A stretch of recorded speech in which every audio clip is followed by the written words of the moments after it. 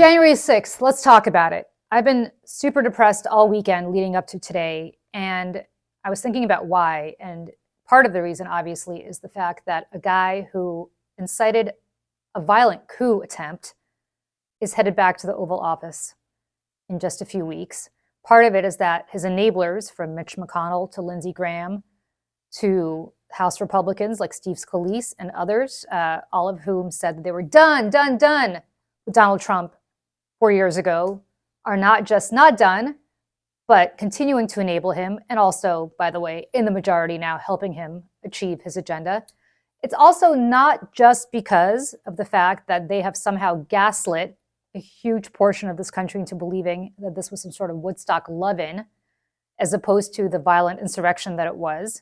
It's not because of the fact that the so-called party of law and order somehow thinks that the violence that happened and that was visited upon the horrifically treated Capitol Police was somehow justified, and it's the Capitol Police who are a bunch of losers, and it's the insurrectionists who are a bunch of winners. It's not because Donald Trump has promised to release the people who were in charge of this insurrection from prison, where they were put by a jury of their peers after tremendous evidence was presented that they tried to stage a coup at his direction. It's not because the Justice Department fell down on the job and he's not going to be having any kind of legal repercussions himself for fomenting a violent coup attempt.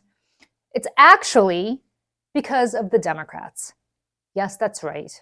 The party to which I've devoted 30 years of my life, the people who have elected up and down the ballot for the last 3 decades, have actually fallen so low that a scant 4 years to the day after all of these travesties took place, the Democrats are nowhere to be found. In the minority in the House, in the minority in the Senate, blue presidential election. Oh, and by the way, now that Donald Trump is back in office, he can do whatever he wants because his Supreme Court has said it's okay. And despite all of this, the Democrats are out there talking about bipartisanship and can't we find issues to work together on? No. Stop being condescending to the voters. They have been very clear. They're not looking for bipartisanship. They're looking for people to flip the table. And they think that the people who are flipping the table and flipping the status quo are these insurrectionists who they'd rather have in office than people who constantly talk about bipartisanship and constantly talk about kumbaya. So stop. It hasn't worked. What does work is standing up to these people, drawing a contrast, and explaining in plain English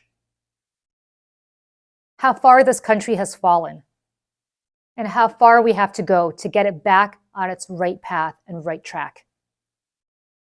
Until we do that, we have nobody to blame for the fact that an insurrectionist and his enablers are back in office. That's what got me so depressed all weekend, and that's why today is such a dark, dark day for me on January 6th.